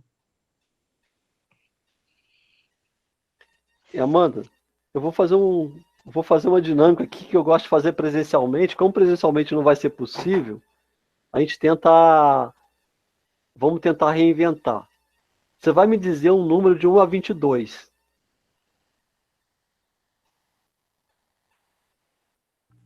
Ah, 22. A Nádia tá com saudade do bambolê para poder dançar lambada. 22. 22 é a Thaís Mendes Alves. Thaís, quero te convidar para poder participar da conversa conosco. Para falar alguma coisa, fazer alguma questão, para dizer o que você achou, para a gente fazer de fato uma conversa. E outra coisa, eu vou fazer uma coisa aqui também que não estava previsto, que é o seguinte, eu vou mandar, depois a Amanda vai me dizer o endereço, a gente vai postar, para quem, de agora até o final da conversa, colocar no chat, e nós vamos fazer aqui mesmo uma gincana virtual nessa aula improvisada. Quem colocar no chat o maior número de autores intelectuais negros e negras, entendendo que nós entendemos a arte como intelectualidade, quem botar mais autores intelectuais negros ali no chat vai ganhar um livro. Não sei qual livro ainda não. Isso vai ser surpresa, vai ser uma surpresa até para mim, porque também, de fato, eu não sei. Mas quem colocar ali no chat o maior número de autores e autoras negras ou indígenas, né? E aí eu desafiaria mais ainda, se fosse até indígena, mas não vou fazer essa maldade, porque aí o Carlos vai ganhar, porque o Carlos conhece muito de autores indígenas lá na Colômbia, então nós vamos fazer uma disputa aqui com autores e autoras negras. Depois a Amanda vai me ajudar a contar. Eu estou inventando coisa para a Amanda fazer. Eu não vou participar, né, para deixar... Não, você que seria covardia, deixa o pessoal falar aí. Enquanto isso, a Thaís vai conversar conosco. Fala aí, Thaís.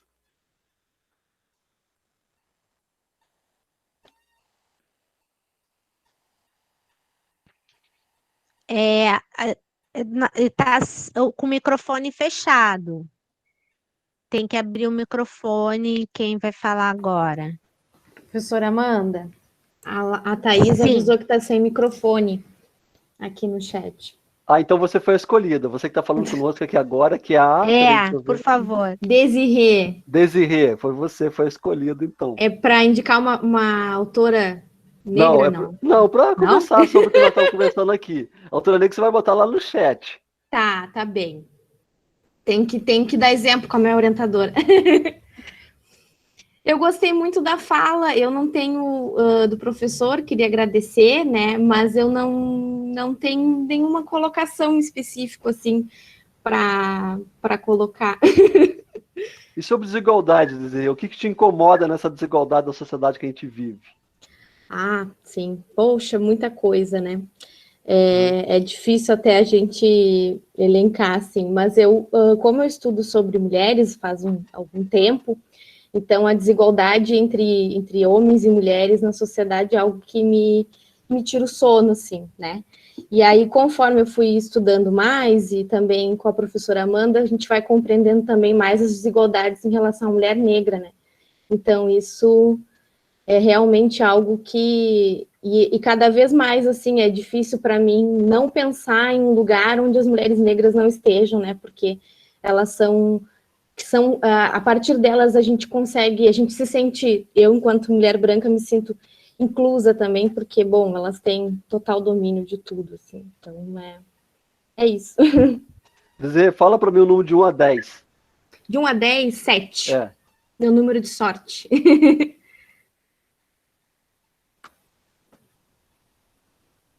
Olha, tem muita gente aí, postando muita gente legal aqui no chat. Verdade. Coisa boa.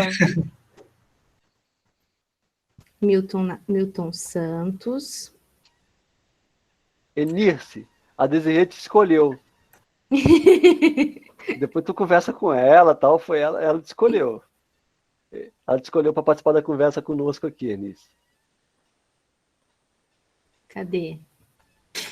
Professor, eu também quero participar. Tá, então antes da Enirce, vai lá, Carlos. Fala conosco bom. aí. Tá. Então, eu também quero agradecer muito, e quando você estava falando sobre a desigualdade no campo, eu, como colombiano, não tenho como não falar sobre a violência, sabe? Porque a violência, principalmente em meu país, historicamente está muito relacionada pelo acesso à terra, né? E o acesso à terra foi o principal começo para a nossa violência no campo, que depois posso falar um pouquinho, né, sobre a guerrilha, mas também sobre o paramilitarismo, né, que foi uma luta bem forte. Mas é uma história, né, muito longa e eu acho que para aprofundar é como bem complexo, mas somente quero apontar duas coisas. A primeira é que eu acho que na Colômbia, quando pensamos nos camponeses, nos povos indígenas, os negros, né, toda a população do campo, sempre temos uma estigmatização neles e geralmente como narcotraficantes, no caso do meu país, né, o governo diz que a população do campo é um instrumento, uma ferramenta do narcotráfico. Então, o governo sempre quer fazer, não sei dizer isso em português, como fumigar o campo, não sei se compreendem como essa palavra. Eles dizem que o campo colombiano que o campo colombiano tem muita droga, né? Então eles todo o tempo atacam os camponeses e é uma luta bem forte, né? Como a independência e também porque eles não têm muitas oportunidades, então é melhor cultivar droga, né, ao serviço do narcotráfico que outros tipos de alimentos, né? Então, sempre tem muita estigmatização neles como se fossem guerrilheiros, como se fosse como muita relação com o narcotráfico. E essa estigmatização também faz que seja muita violência, eles todo o tempo são atacados, né? Não somente pelo narcotráfico, mas também pelo Estado, né? E eu acho que não compreendemos muito bem a maneira deles viver, relacionar a cultura deles, né? Então, sempre é uma estigmatização generalizada no país. Eu sinto isso como bem forte. Carlos, e dialogando contigo, lembrando o seguinte, né? Que a história da coca com os povos andinos ali de Colômbia, Bolívia, etc., é anterior ao uso da coca pelo capital para fazer entorpecente, né? A mercantilização da coca. Para traduzir isso para os brasileiros, é como mais ou menos fosse o seguinte: como se eu agora conseguisse inventar um entorpecente, um uso ilegal do café, né? E começasse a usar o café para fazer alguma coisa que fosse legal. Então aconteceu isso. Muitos camponeses e camponesas lá, que historicamente viviam do plantio da coca com outros usos e com outros objetivos, acabaram se tornando vítimas desse processo, né, criado pelo capital, né? E lembrando que o país que mais diz combater a coca na Colômbia, Bolívia, etc., é o país que mais consome, né, a coca. Então, tem todo um interesse econômico aí. E nessa questão, claro, não é uma questão do tema do nosso encontro de hoje, mas o que mata não é a droga, né? O que mata é o tráfico. Isso mostra, mais uma vez, como é fundamental pensarmos a possibilidade de descriminalização e de legalização das drogas, porque o que mata... Eu sempre falo isso, Amanda, eu comento isso assim, nos debates que eu vou, quando eu pego mesmo, até pessoas que são radicalmente contra, eu falo assim, quantas pessoas que você conhece que morreram de overdose? Aí as pessoas vão lá, conta com muita dificuldade algumas. Eu pergunto quantas pessoas que você conhece assassinadas pelo tráfico. Aí é um disparado de pessoas. Então o que mata não é a droga em si, o que mata é o tráfico, é o interesse comercial, econômico, financeiro que se tem em torno da droga e que muitas vezes aí o Carlos tem toda a razão de dizer que a principal vítima desse processo de drogas são os camponeses e as camponesas de Colômbia, Bolívia e outras regiões ali, principalmente que não ganham dinheiro com a droga, que não são usuários e que muitas vezes são as principais vítimas desse processo. Obrigado, Carlos, por trazer isso para o nosso encontro, pensando nessa questão das diversas formas de desigualdades sociais do campo.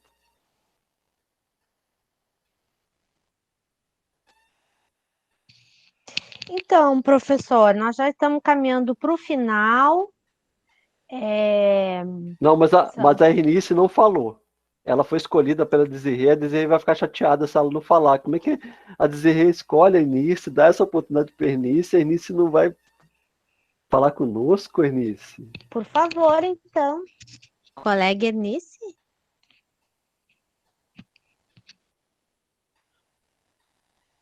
Enirce Pereira.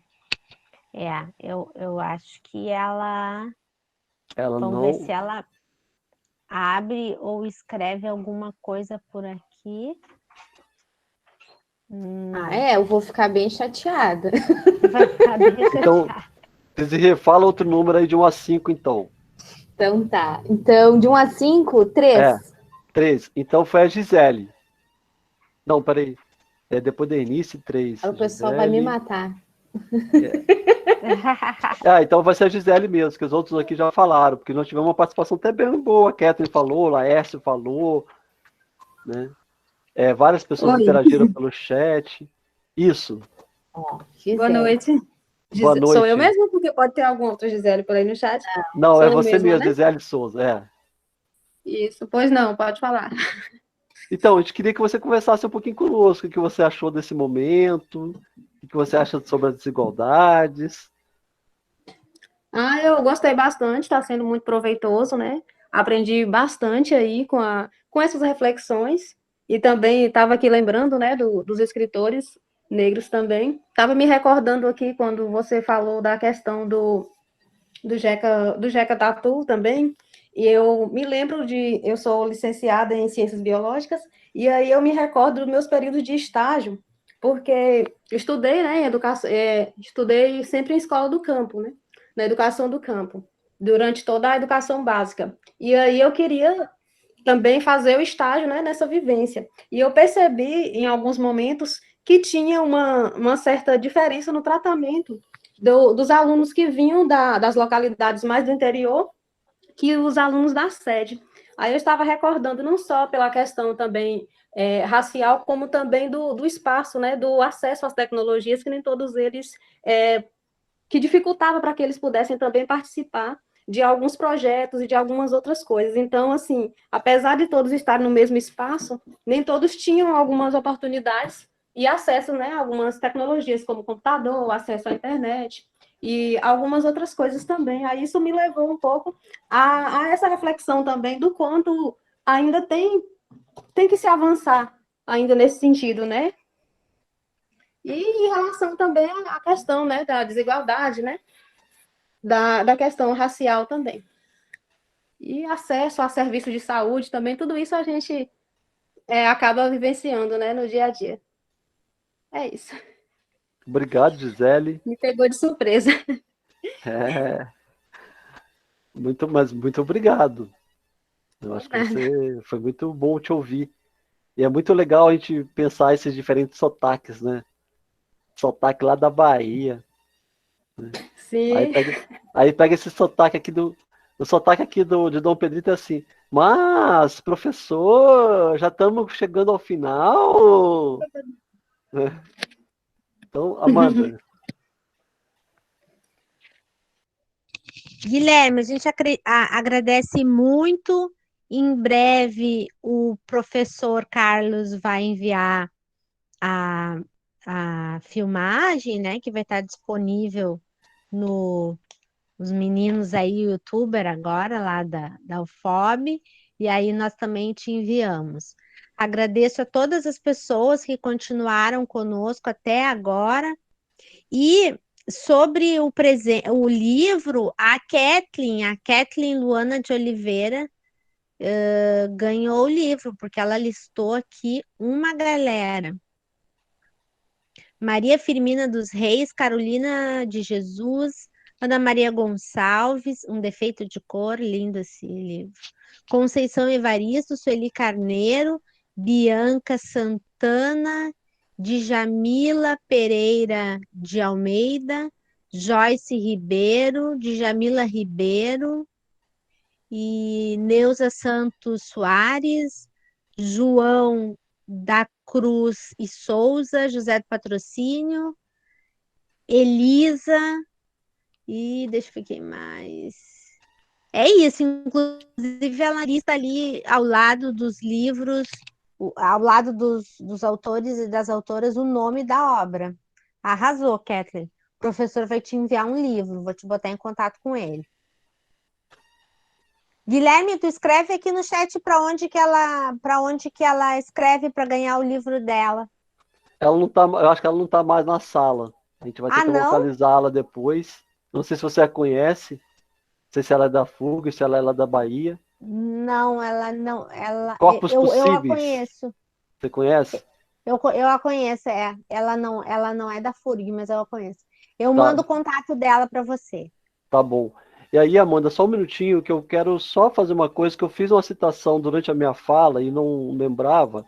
Eu vou recuperar aqui rapidinho para ler para vocês o discurso do senador, aquele discurso que eu citei. Se enquanto isso alguém quiser fazer uma rápida fala, que é 2 minutinhos mesmo para a gente fechar antes das 19, das 20 horas.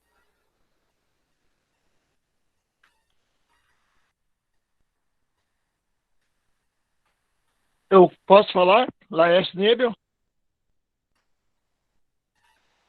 Laércio, bem rapidinho para a gente Sim, é fechar até as rápido. 18. Eu Tá. queria dizer que eu gostei muito de poder participar desse evento e foi muito legal. E estou muito contente que foi liberado para os que não se inscreveram antecipadamente. Foi muito bom. Então, É isso aí. olha, obrigado, Laércio. Eu vou ler aqui para vocês, então. Só um minutinho. Olha que interessante. Eu vou botar ali no chat, que aí eu vou lendo e todo mundo consegue acompanhar, né?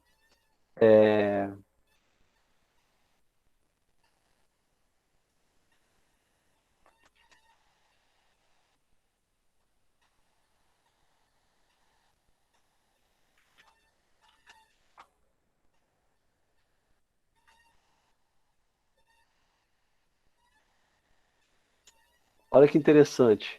Eu vou botar ali depois o link também da onde eu peguei aqui, tá?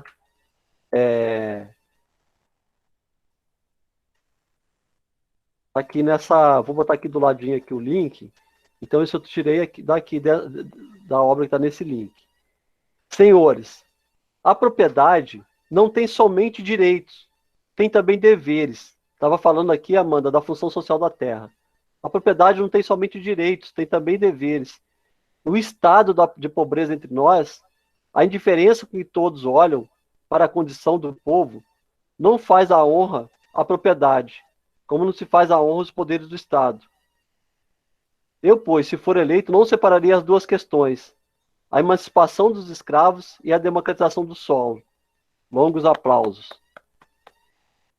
Uma é o complemento da outra. Acabar com a escravidão não nos basta. É preciso destruir a obra da escravidão. Olha que interessante, esse discurso, deixa eu pegar aqui a data que ele foi realizado.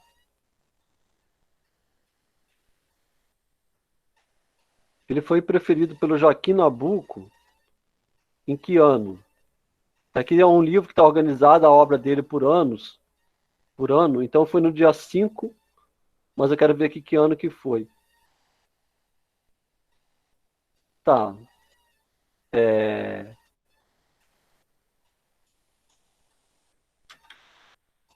Só um minutinho. Porque essas questões são importantes para a gente perceber como é que.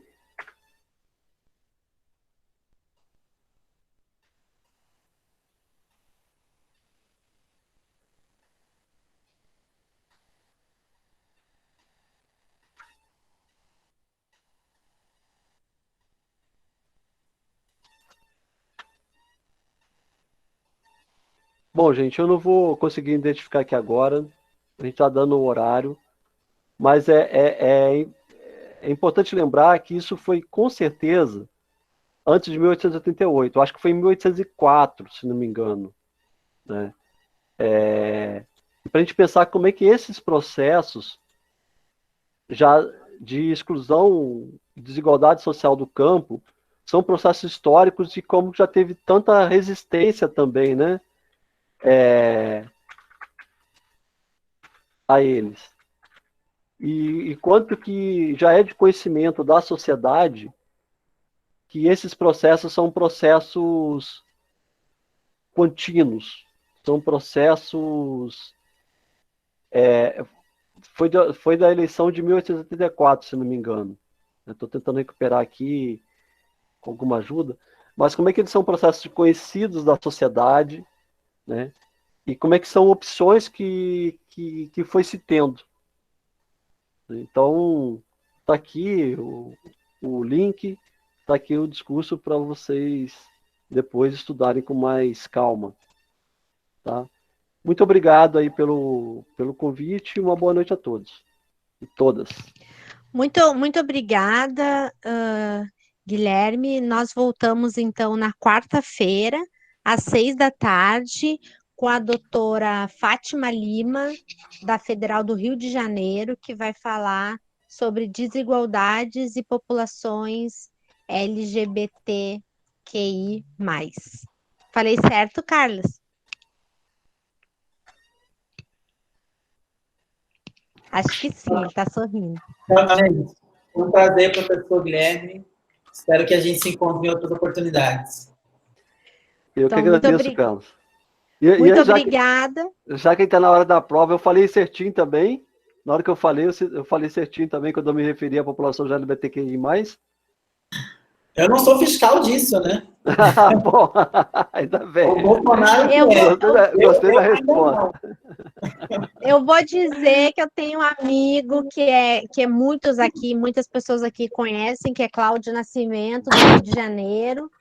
E aí ele me diz, Amanda, pode falar LGBTQI+. E qualquer coisa tu diz para falar comigo. Então tá ótimo, porque ele está no lugar epistêmico, né, dessa experiência, desse conhecimento. Então é isso, tá bom? Um abraço e até quarta-feira. Um abraço. Tchau, tchau, gente. Tchau.